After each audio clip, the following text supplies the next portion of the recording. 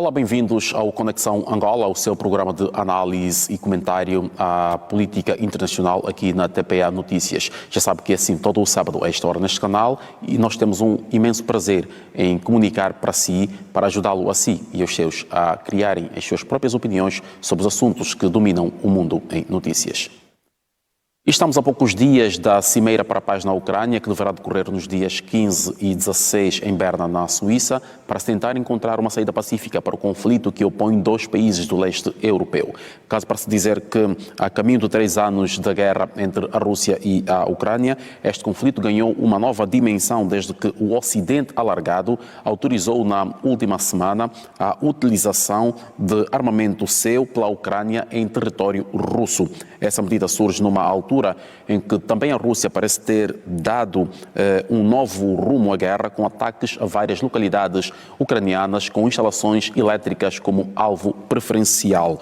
Estes novos desenvolvimentos acontecem, entretanto, tal como disse, há poucos dias da Cimeira para a Paz na Ucrânia, que deverá decorrer em Berna, na Suíça, motivo que está a levar a que o presidente Volodymyr Zelensky se desdobre em vários contactos diplomáticos para mobilizar a comunidade internacional a participar em peso neste certame e a buscar apoios e também firmando parcerias com novos países tidos como periféricos na geopolítica mundial, como são o caso, por exemplo, de Espanha, Portugal ou mesmo as Filipinas, onde também esteve recentemente. Esta situação está a levar a que o mundo passe a olhar para o conflito com outros olhos diante da nova realidade e sendo que a Ucrânia já começou a utilizar este armamento fornecido pela NATO em ataques contra a Rússia. Caso que nos leve a colocar a seguinte questão: será neste momento a Ucrânia o epicentro da Terceira Grande Guerra Mundial? Para analisarmos este facto de uma forma mais alargada, o Conexão Angola vai ouvir hoje, de forma especial, o Major-General Agostinho Costa, que nos vai falar a partir de Lisboa, Portugal, e que vai conversar com o Wellington Calazans, que está em Estocolmo, na Suécia. A ambos muito boa noite, bem-vindos ao Conexão Angola, e quero justamente, a forma de provocação, começar com a questão que deixei no ar. É, neste momento, a Ucrânia o palco de uma terceira guerra mundial e que está a opor a Rússia à NATO? Eu tenho o prazer de conversar aqui com o Major-General Agostinho, que está em Lisboa, Portugal, que, para além de ser um militar, ele também tem feito análise geopolítica. Em especial, temos visto, sobretudo, através de canais fechados e também nas redes sociais, uma verdadeira febre de vídeos sobre o tema Ucrânia, que tem tirado o sono de muitas pessoas que acompanham atentamente os perigosos movimentos desta guerra que está acontecendo há mais de 2 anos. General Agostinho, muito obrigado por aceitar o convite aqui do canal TPA Notícias. É um prazer tê-lo aqui conosco. Doutor, boa tarde, muito obrigado. Agradeço ao senhor o gentil convite, Dr. Wellington Calazans, e agradeço naturalmente à TPA Notícias este privilégio e esta oportunidade de poder expor algumas ideias e fazer alguma análise sobre este terrível conflito que graça na Europa e que, com implicações a todos os níveis, e que estamos a assistir e com, digamos, desenvolvimentos que são ainda, cada dia se adensam as dúvidas e as incertezas e os receios. Muito obrigado, mais uma vez.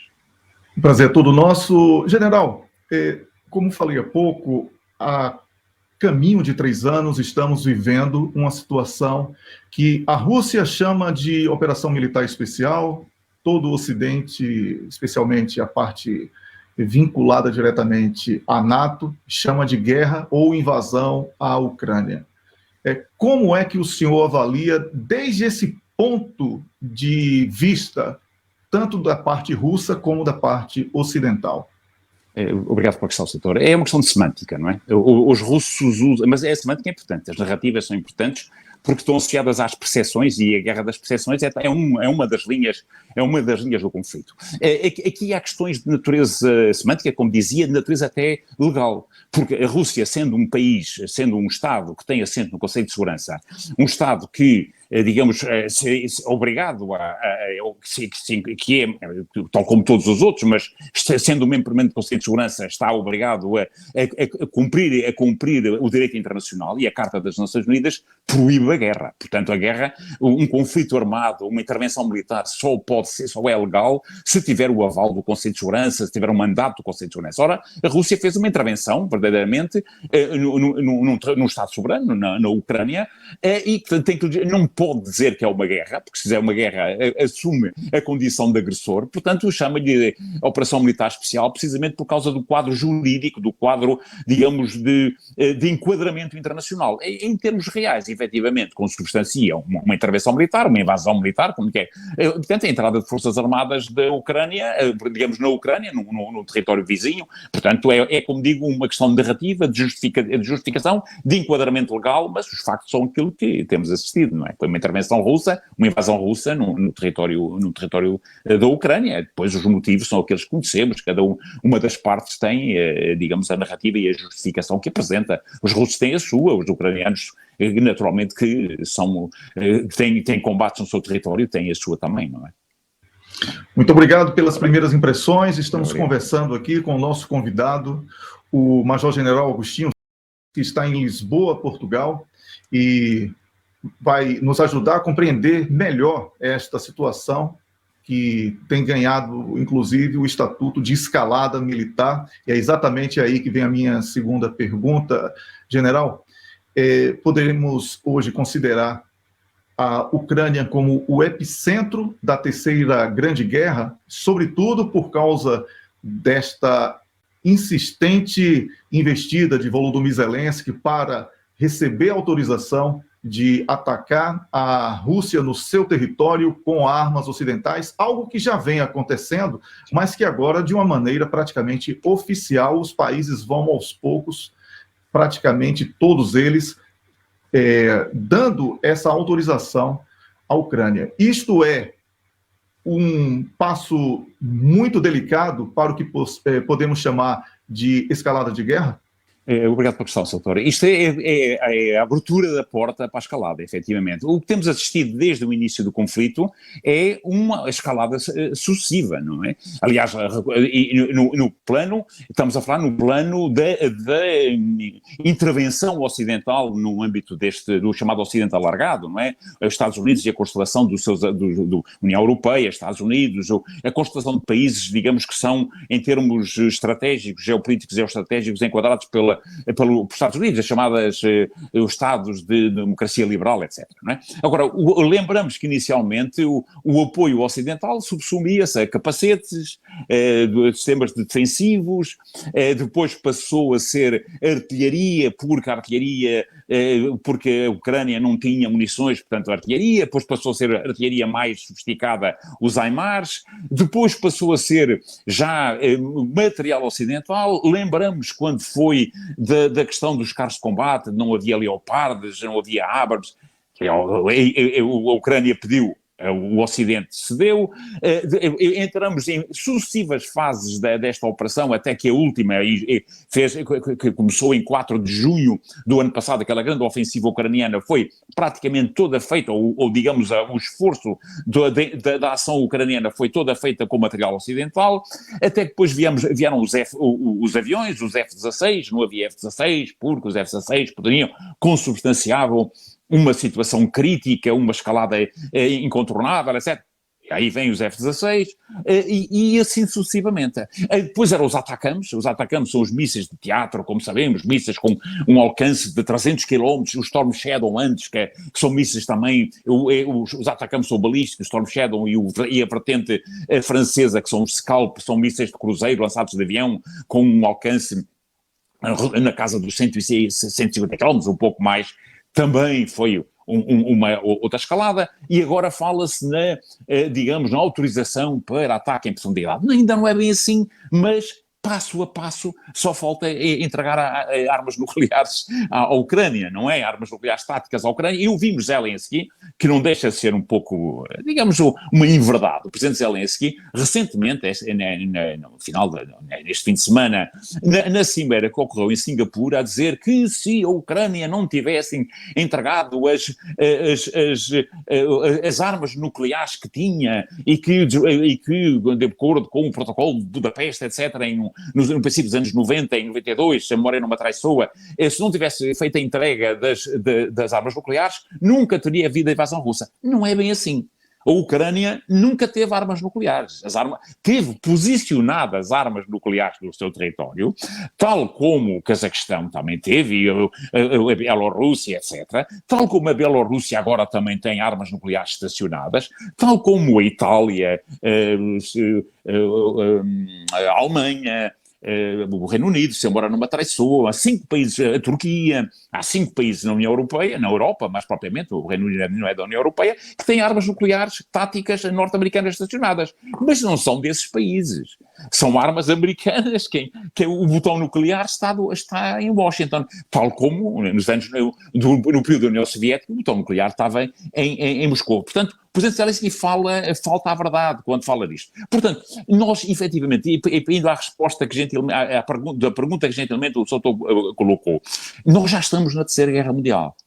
Já estamos. Estamos ainda num limiar de não confrontação direta. Isto é, não há militares, forças especiais, contractors, gente que está ali com a bandeira da Ucrânia, mas que verdadeiramente são militares de países da NATO, mas um conflito não é só a parte militar. Um conflito tem vários, como todos sabemos, um conflito tem vários níveis. O nível diplomático, o nível económico, o nível militar, o nível de inteligência, o nível comunicacional. Ora, no nível económico, quando o número de sanções à Rússia anda nos 27 mil, se a memória não me atraiçou, quando o objetivo era fazer vergar a Rússia pelo nível económico, a guerra económica está a decorrer, a guerra diplomática, político-diplomática, com a intenção de isolar a Rússia está a decorrer. A guerra comunicacional, como é óbvio, depende um pouco da centralidade onde ela está, mas está a decorrer também. A guerra da inteligência é a mesma coisa. Sabemos que o Ocidente, e já mesmo até na guerra direta, no conflito militar, estas armas de longo alcance que estávamos a falar, o targeting, entenda-se a escolha dos objetivos, as informações, o trabalho, a orientação, a programação dos sistemas, é feito por ocidentais, não é feito pelos ucranianos. Não se entrega uma bateria, por exemplo, de Patriot à Ucrânia e se prepara uma guarnição para operar um sistema que custa 1.000 milhões, $1 bilhão em um mês ou em 15 dias, não é? Portanto, a guerra está a decorrer, a Terceira Guerra Mundial está a decorrer. Agora, quando sabemos, no dia 6, 7, que o presidente Zelensky está a fazer um périplo pelo mundo fora, não é? Esteve ontem nas Filipinas e irá para Paris a seguir, e sabemos, ou pelo menos está anunciado, que a França, Macron, vai anunciar a entrada de forças francesas como instrutores, que é uma falácia, os militares são todos instrutores, não é? Portanto, vamos ter forças no terreno. Portanto, verdadeiramente a escalada está aí. Passo a passo, mais importante do que esta autorização das armas em profundidade, etc., é esta entrada de forças francesas que algumas fontes reportam que 2 contingentes, um primeiro contingente já lá estará e um segundo estará a caminho. Portanto, vamos ver, peço alguma tolerância em relação a esta informação, é o que algumas fontes dizem, ainda não foi assumida pela França, mas nós sabemos que cada vez que se diz que se vai enviar um sistema, ele já lá está. Normalmente o sistema vai à frente, não é? Portanto, mesmo os HIMARS, quando disseram que os iam enviar, já lá estavam há uns dias, não é? Ou há umas semanas. Sim, exatamente. Portanto, estamos na Terceira Guerra Mundial já, doutor. Exatamente isso. Nós já estamos numa Terceira Guerra Mundial por todos esses fatores que o senhor falou, sim. A questão econômica, e também porque já afeta uma série de outros países, né? São países, inclusive do ponto de vista diplomático, alguns países são pressionados para que tomem determinadas posições, e também a questão econômica. Temos aí, o senhor mencionou a França, temos a questão da França no continente africano, que perdeu muito a sua presença ali, E já que o senhor mencionou a França, que ainda que não esteja oficialmente confirmado o envio de tropas francesas, eu gostaria de fazer uma pergunta aqui que pode ser considerada delicada, mas todos nós sabemos, nós que acompanhamos com muita atenção, que nesta guerra já há mortos de diferentes nacionalidades de países membros da NATO, não é? Ou seja, eles foram apresentados como mercenários, mas, na verdade, eles eram pessoas que foram com a farda, mas sem a bandeira dos seus países no uniforme, mas morreram no terreno. Claro. E as tropas ucranianas são cada vez mais escassas, mão de obra qualificada para o uso do equipamento também. Não adianta oferecer todo esse equipamento para a Ucrânia se não vai ter ucraniano para operar, vai ter que enviar também militar especializado.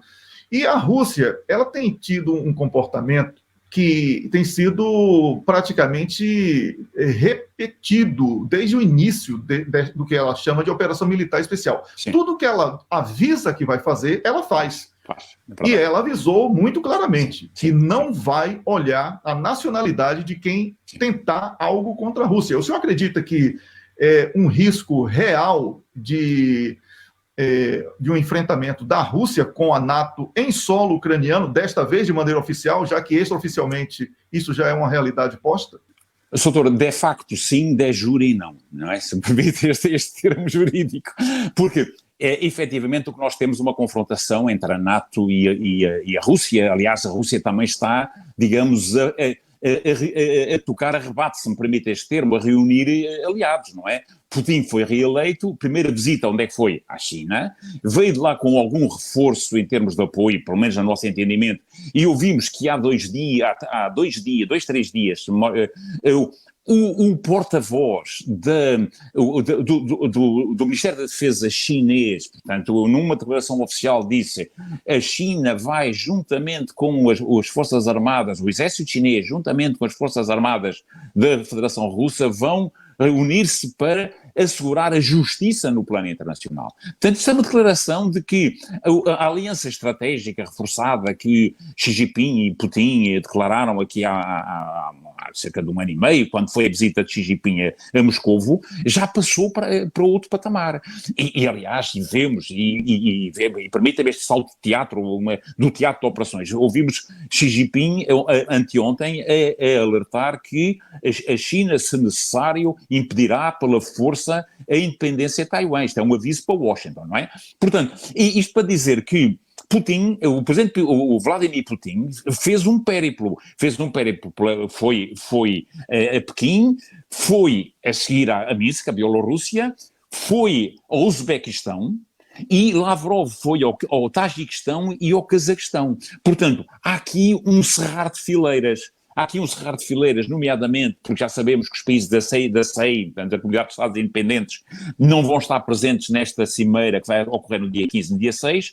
Ao nível da NATO, o que vemos efetivamente é, digamos, este estreitar de movimentos, mas como dizia, há uma diferença entre o de jure e o de facto, porque o artigo 5º, ou digamos o Tratado de Washington, refere taxativamente que o artigo 5º, o Tratado de Washington refere taxativamente que o artigo 5º só pode ser invocado dentro do território de um país da NATO. Isto é, se um ataque for feito a um país da NATO no seu território, ou então às forças que estavam na sequência da Segunda Guerra Mundial,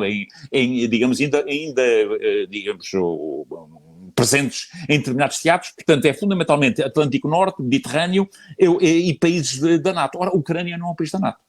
Portanto, uma ação russa contra forças não é de um país, não lhe permite invocar o artigo 5º. Portanto, o que eu acabei de dizer está taxativo no artigo 6º. O artigo 6º do Tratado de Washington diz isto precisamente. Portanto, nem parece muito sinceramente que haja uma intenção norte-americana. Isso levar-nos-ia a analisar qual é a estratégia americana em termos daquilo que é a sua projeção de poder em termos globais. E qual é o seu objetivo? Aquilo, muito sinteticamente, doutor, aquilo que nos parece é que os norte-americanos pretendem delegar a situação do teatro de operações europeu nos europeus. Portanto, é um assunto que querem entregar aos europeus para se poderem concentrar com o AUKUS, aquela outra aliança tipo NATO que fizeram recentemente, como sabemos, no Indo-Pacífico, e que fundamentalmente reúne americanos, reúne britânicos, australianos, neozelandeses, coreanos do Sul, japoneses e, em certa medida, filipinos. Não obstante, alguns no AUKUS só esteja o core, não é?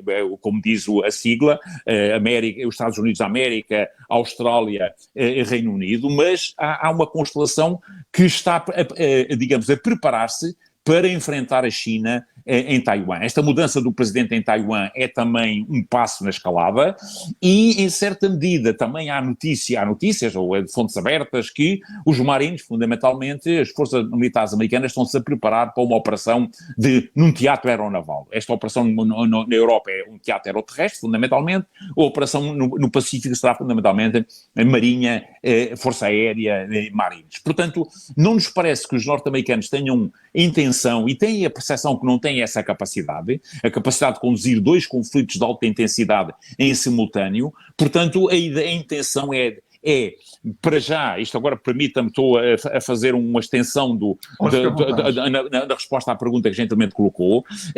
Fundamentalmente há aqui uma questão crítica, que são as eleições em novembro. Há aqui a necessidade de não averbar uma derrota política ou militar que tenha impacto político e depois reflexos nas eleições nos Estados Unidos em novembro, portanto manter digamos, a narrativa até novembro e depois procurar, fundamentalmente o objetivo norte-americano, no nosso entendimento, é congelar aquilo que dizia o Sherman do Estado-Maior norte-americano, é o size the moment, freeze the front, não é? Portanto, aproveita o momento e para a guerra, o que queria, digamos, o anterior chefe de Estado-Maior-General, o correspondente, não é? E não é o que quer o presidente Zelensky. Portanto, a Ucrânia continua com a ideia de regressar às fronteiras de 91, o que parece, hoje ninguém acredita nisto, além de Zelensky, não é? É o único. É bastante utópico. Sim, bastante utópico mesmo, sim. Sim, então, é exatamente aí que eu entro para falar sobre esta questão da Europa, que o senhor mencionou. Está muito claro aí que a estratégia, para mim, né? Está muito claro para mim que a estratégia norte-americana é fazer com que a Europa brigue contra a Rússia, enquanto os Estados Unidos, tentando aí a Coreia do Sul e o Japão, em especial, tentem uma frente contra a China. Ainda assim, sabemos, e o senhor é militar, pode esclarecer isso de uma maneira muito mais lúcida para o nosso público, a Rússia está melhor equipada, inclusive em tecnologia, do que os países europeus hoje. E a China também tem desenvolvido muito equipamento bélico de altíssima tecnologia, inclusive com uma robótica invejável, e que tem sido aos poucos apresentado, não de uma maneira... quer dizer, sempre... O objetivo sempre é uma propaganda, né? Mas não tem sido de uma maneira ameaçadora. É muito mais por causa dessa necessidade que o chinês tem de apresentar o seu desenvolvimento tecnológico. Mas vemos aí cães, robôs com armas e com múltiplas visões, né, de 360 graus.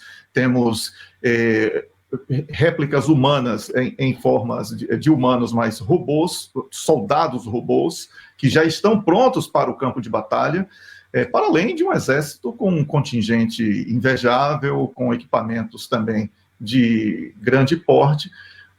O planeta aguenta tanta bomba, senhor general? Não, doutor, não aguenta. Não aguenta, e muito sinceramente, doutor, o senhor contextualizou muito bem a questão, não é? Constantino levantou os grandes dúvidas, os grandes problemas, aquilo que nos aflige verdadeiramente, e que aflige os cidadãos, as pessoas melhor informadas, mais bem informadas, que perante esta race to the bottom, esta corrida para o fundo que estamos, é muito preocupante. E há uma mudança na arte da guerra, e na ciência da guerra, como referiu, que tal? O mundo está a mudar completamente. No plano, permita-me um salto, no plano das relações internacionais, o mundo multipolar está aí. Se não estivesse aí, a Rússia nunca se tinha lançado, com o apoio chinês, naturalmente, com o aval chinês, entenda-se, com o aval político da China, numa ação que afronta e que traz novamente a Rússia para o plano das grandes potências. Efetivamente, o que assistimos é que, digamos, para aquilo que é a grande geopolítica, não é? Lembras de Mackinder, do Heartland, não queria matar quem nos acompanha, aquela ideia que é preciso conter a potência euroasiática, que é a Rússia, o coração do mundo, e depois com aquela teoria de Speakman, do Rimland, isto é, o cordão sanitário em torno da Rússia, que genericamente são três grandes polos que são as diretrizes desde a Segunda Guerra Mundial da geopolítica americana. Uma é a Europa, a outra é o Médio Oriente, a outra é o Indo-Pacífico. Na Europa era o Reino Unido, praticamente, este espaço. No Médio Oriente é o Oriente Médio, como se diz no Brasil, normalmente. É Israel, o grande aliado, e no Extremo Oriente, portanto, entenda-se, no Indo-Pacífico é a Coreia e o Japão. E agora a Austrália, etc. Este cordão sanitário, estes 3 teatros de operações, esta ideia de fechar na Europa, e se formos ver a iniciativa dos 3 mares, que é um cordão sanitário que vai do Báltico até ao Mar Negro, e que em boa verdade geobloqueia, separa a Europa da Eurásia, não é? Da Rússia, e barra a Belt and Road. E isso é que preocupa os chineses. E esta ideia não está a correr bem aos Estados Unidos. Porque no Médio Oriente, é outro discurso, não é esta a nossa análise de hoje, não está a correr nada bem. No Indo-Pacífico, wishful thinking, se me permite, Soutor.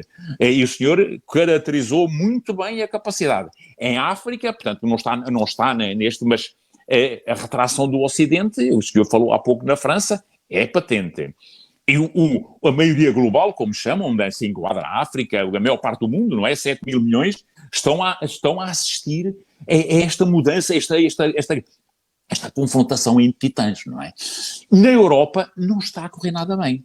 Porque a Europa não está armada. E não está armada porque os Estados Unidos sempre disseram, isso é como a NATO. E na NATO somos nós, não é? E a NATO está condicionada do inquilino da Casa Branca.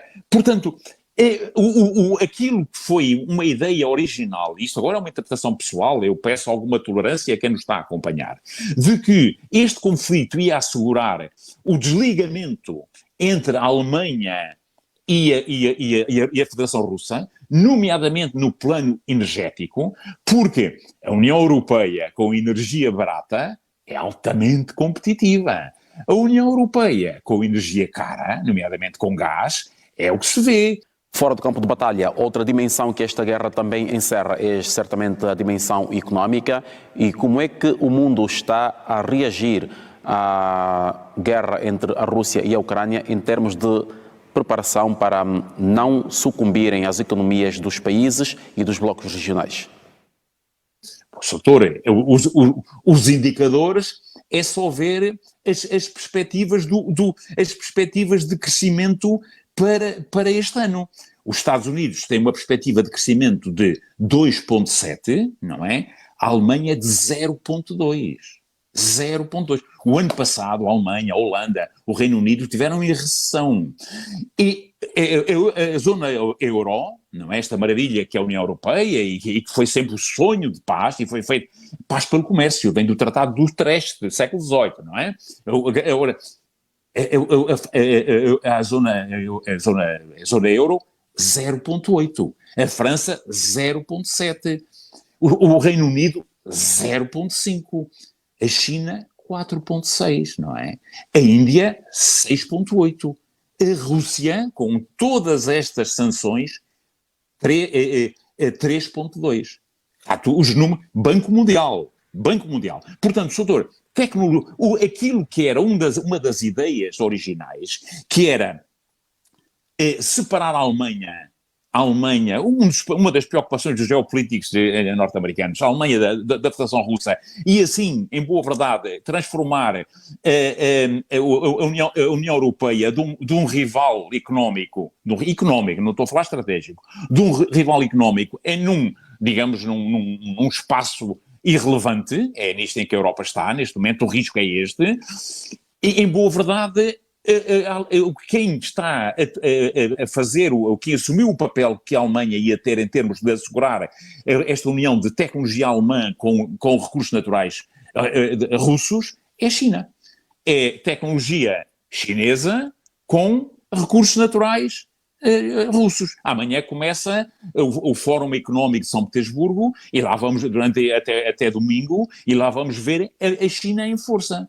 E, portanto, o que estamos a ver, que aquilo que Brzezinski alertava no seu livro, que é um clássico, The Great Chessboard, é que a última coisa que os Estados Unidos deviam permitir era que a Rússia, a China e o Irão se unissem, as três grandes potências do espaço euroasiático. Já não falo na Índia, naturalmente, que é um continente, o subcontinente, digamos.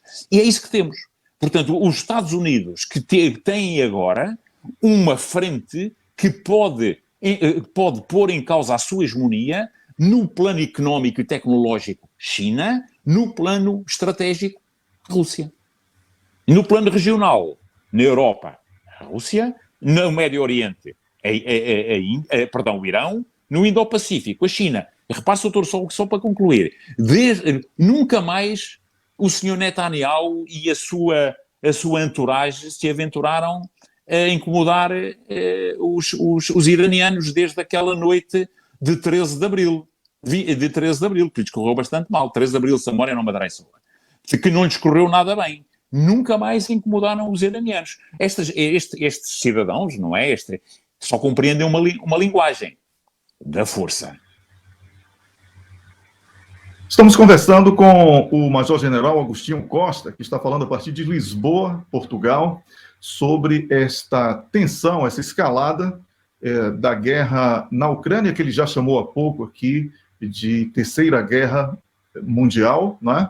E que tem preocupado a todos nós. E agora, depois de uma espetacular exposição, incluindo questões econômicas, eu gostaria de fazer uma pergunta ao senhor general, sobre esta situação em que a China está se livrando do dólar através do lançamento de títulos da dívida norte-americana com o dólar, não é, no mercado. Isso enfraquece em muito. Outros países, especialmente do bloco BRICS, sim, começam, e são países gigantes, com transações comerciais gigantescas também, começam a fazer transações diretamente com as próprias moedas, o que reduz ainda mais o poder do dólar.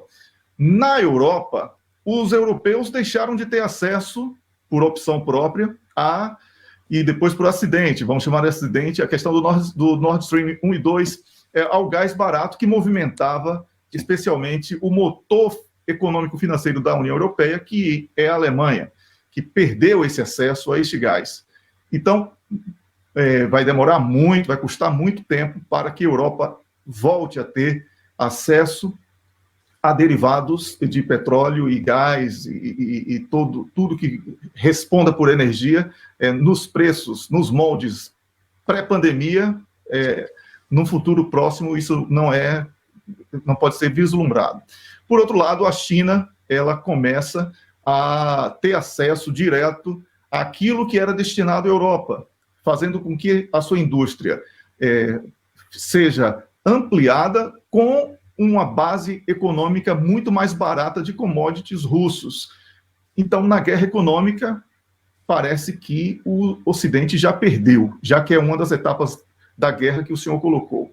Na questão militar, o senhor mencionou o Irã como uma potência bélica, inclusive do susto que deu em Israel no mês de abril. Temos aí a China cada vez melhor equipada e a Rússia, por tudo que o senhor já falou desde a abertura desta nossa conversa. Quem vai ter coragem de apertar o botão, já que restam poucas alternativas numa escalada para uma guerra de proporção mundial? Obrigado pela questão, Sr. Dr. Maio. Muito obrigado por mais esta questão, que é efetivamente central. As questões económicas, normalmente, quando falamos num conflito, esquecemos sempre do pilar económico. E vemos mesmo nos analistas, os analistas económicos analisam analisam a perspectiva económica, mas não analisam o impacto estratégico, o geopolítico das alterações. Costuma-se dizer que os paradigmas mudam quando muda a realidade ou as teorias explicativas. Aqui mudou a realidade. E, em certa medida, as teorias explicativas também, mas a realidade mudou.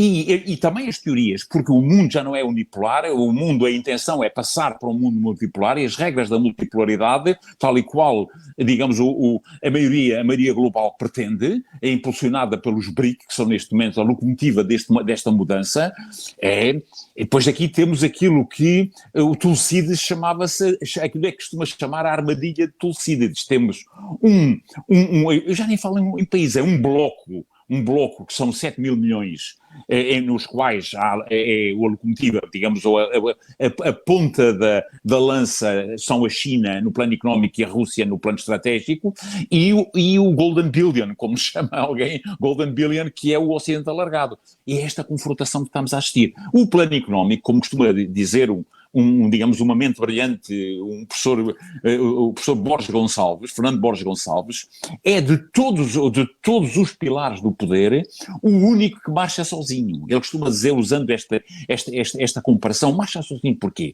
Porque o poder militar, o poder político ou diplomático, o poder informacional, o poder comunicacional, dependem todos uns dos outros e, em última instância, dependem do poder económico. O poder económico é o único que não depende de mais nenhum. Portanto, e aqui há um aspecto que é determinante no âmbito do poder económico. Não é só, digamos, a capacidade que os Estados Unidos têm, que o mundo ocidental tem no domínio da constelação de organizações internacionais no plano económico, nomeadamente FMI e Banco Mundial, mas é a questão do dólar. O dólar é, efetivamente, o pilar do poder americano e o pilar da hegemonia e do controle norte-americano. Com a desdolarização, portanto, a desdolarização que foi a reação neste conflito global que falamos inicialmente, que não é só o Ocidente a lançar pacotes de sanções à Rússia, já vamos no 14º, ainda não foi implementado, mas o último foi o 13º e agora fala-se no 14º, mas já não tem mais nada para aplicar sanções, tem dificuldade em encontrar um espaço, não é? E sanções que um economista de renome, Jeffrey Sachs, referiu que o boomerang destas sanções, a grande vítima é a própria Europa, não é mais. Isto é como veneno para os ratos, permitam-me a comparação. Se eles não morrem, alimentam-se dele, não é? Quanto às pragas, se a praga não morre com o veneno, acaba por se alimentar dela. O que é que aconteceu? A Rússia, as sanções à Rússia e as sanções à China, o que é que produzem? Produzem que a economia se adapte. No sentido da autossuficiência, a Rússia é um país praticamente autossuficiente, não é? A China, estas sanções para os semicondutores, etc., pode levar mais algum tempo, mas vai ser autossuficiente nos semicondutores. E depois, quando mudou a realidade, o que é uma verdade é que tivemos estes anos todos, 50 anos, num paradigma que era o paradigma da globalização, fizemos da China a fábrica do mundo, deslocalizamos a indústria para a China e agora, depois da pandemia, despertamos para a realidade. E o que é uma verdade é que a lógica dos Estados não é a lógica das empresas. As empresas seguem a lógica do lucro, naturalmente, e da competição, digamos, da competição entre si. Portanto, tudo isto é um paradoxo em que caímos e o que assistimos, efetivamente, a primeira baixa, a grande baixa neste conflito, vamos ver como é que ficam as instituições. Vamos ver se a NATO sobrevive, vamos ver se a União Europeia sobrevive, não sobreviverão com a matriz ou como eram antes do início do conflito. Serão outra coisa diferente, certamente. Mas vamos ver o impacto desta guerra. Há uma coisa que temos a certeza. A União Europeia, em termos de desindustrialização, muito mais com a aplicação a partir do Nord Stream, da distribuição de três oleodutos do Nord Stream 1 e do Nord Stream 2, e a seguir com a aplicação do chamado IRA, portanto, Inflation Reduction Act nos Estados Unidos, não foi mais do que incentivar a indústria europeia, nomeadamente a indústria pesada alemã, que está fortemente dependente de energia e de energia barata, não é? É deslocalizar-se para os Estados Unidos. Portanto, isto, para além de ser moralmente discutível, não é? Em termos de competição económica, foi absolutamente uma tragédia para a Europa. E vamos ver o impacto. Portanto, no plano económico, esta é a situação. No plano tecnológico, também é outra parte da questão que o Soutor colocou. Plano económico, já vimos que a coisa não está a correr bem nem aos Estados Unidos, nem à Europa, em particular à Europa. Os Estados Unidos, na medida em que países como o Brasil, como a Índia, países como a China, os grandes países como Angola, não sei qual é a política que Angola neste momento está a tomar, mas o Brasil sabemos, a Índia sabemos, as transações estão a ser feitas em moeda local, não é? Em moeda local. Na medida em que países desta dimensão, que têm trocas comerciais de bilhões, não as fazem a $100, por outro lado tem um efeito. A capacidade da aplicação de sanções fica altamente limitada. Portanto, a arma das sanções, os americanos vão perdê-la. O Ocidente vai perdê-la, em particular os Estados Unidos, que é quem controla tanto esta constelação. Depois há a questão tecnológica, que o doutor referiu-me muito bem. Há a questão tecnológica que estamos a falar em países que têm uma base tecnológica e industrial altamente evoluída e que pede meças qualquer aos Estados Unidos ou ao Ocidente. E a Rússia, a própria Rússia, em termos tecnológicos, e vemos que é que a Rússia está tão à vontade com este conflito? Porque domina a tecnologia dos hipersónicos. A tecnologia hipersónica que o Ocidente, os Estados Unidos, nomeadamente, ainda não a têm, não a dominam, que neutraliza completamente, nomeadamente, digamos, a capacidade de projeção de forças. Não há antídoto, não há contramedida contra mísseis como o Kinzhal ou como o Zircon, não é? Que são mísseis que voam a 9 vezes a velocidade do som e 10 vezes a velocidade do som e que afundam um porta-aviões.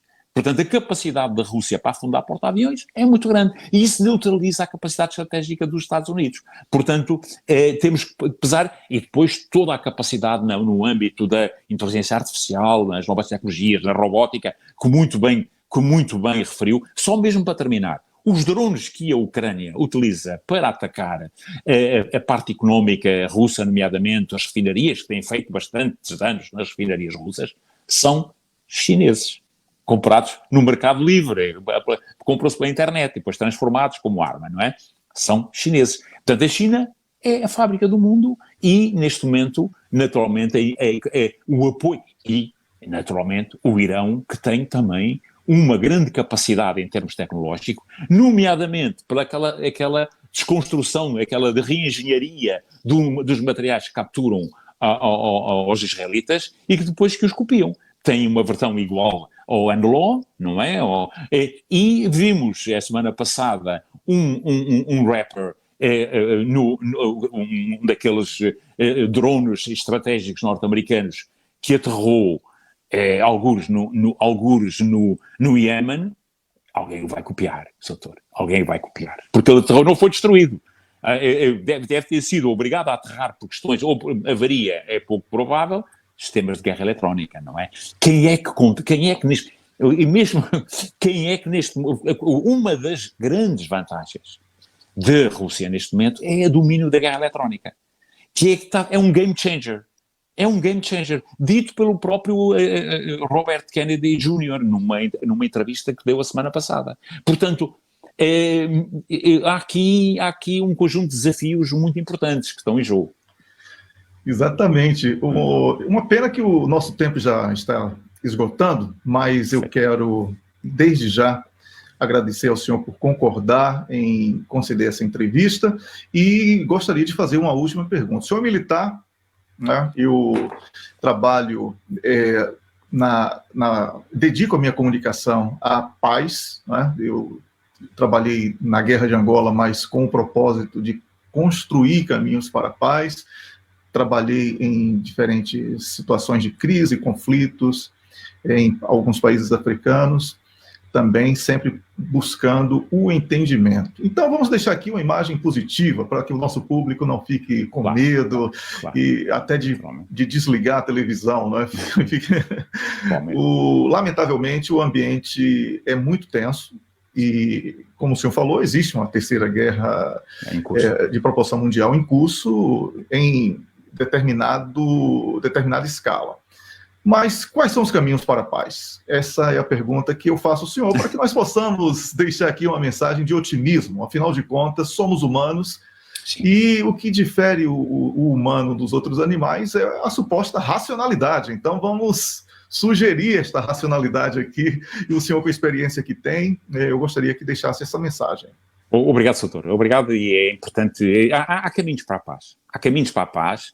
Aliás, há um conjunto de líderes que são adultos na sala. Permita-me que nomeie alguns nomes. Um deles é o Papa Francisco. É um adulto na sala. Outro é Lula, presidente Lula da Silva. É um adulto na sala. Há um conjunto de pessoas, Modi, em certa medida, e Modi também. Há um conjunto de líderes, África do Sul. O presidente, a ministra dos Negócios Estrangeiros da África do Sul. Há todo um conjunto. Angola tem uma política externa muito racional, muito, digamos, numa posição inteligente. Há adultos na sala. E ninguém quer uma guerra nuclear. E haver uma confrontação nuclear é se houver uma carta fora do baralho. Isto é, a caixa de Pandora está aberta. O gênio está fora da lâmpada. Já é difícil metê-lo lá dentro. Mas ainda é possível controlar. Há algumas vozes um pouco com alguma dose de inconsciência, não é? Mas a realidade dos factos, a natureza tende para o equilíbrio, não é? E estamos num período particular. Nas democracias as eleições pesam e, efetivamente, também estamos numa guerra, uma batalha de narrativas. Porque os grandes players, permitam-me o inglesismo, que são os Estados Unidos, naturalmente, a Rússia, os dois grandes, que têm as duas grandes potências nucleares, nenhuma se quer autodestruir. Nenhuma se quer autodestruir. Portanto, e os objetivos, em boa verdade, que os norte-americanos tinham, no plano económico, há pouco falamos, estamos convencidos que foram atingidos. E a Ucrânia não é um interesse vital para os Estados Unidos. É um interesse vital para a Rússia. Há aqui um desnível de interesses.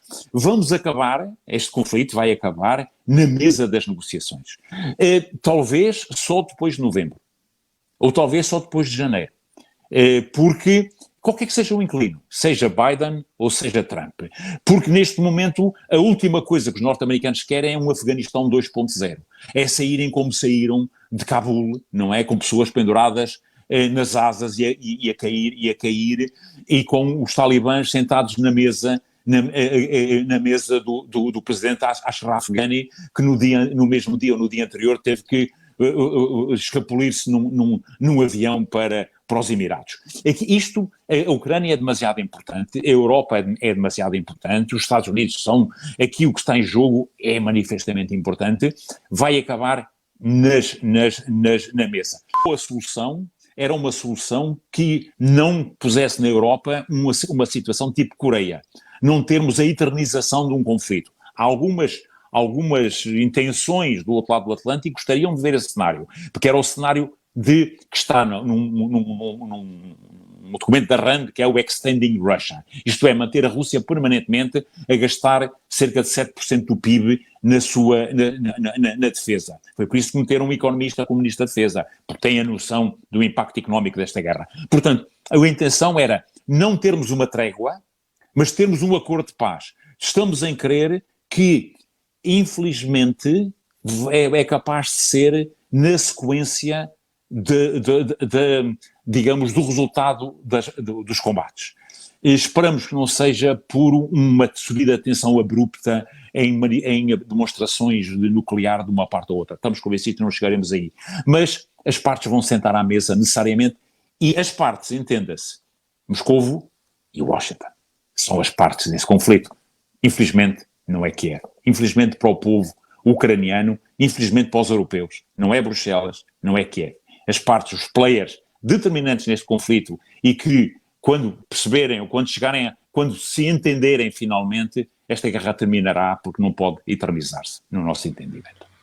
General Agostinho Costa, muito obrigado por conceder aqui esta entrevista ao canal TPA Notícias.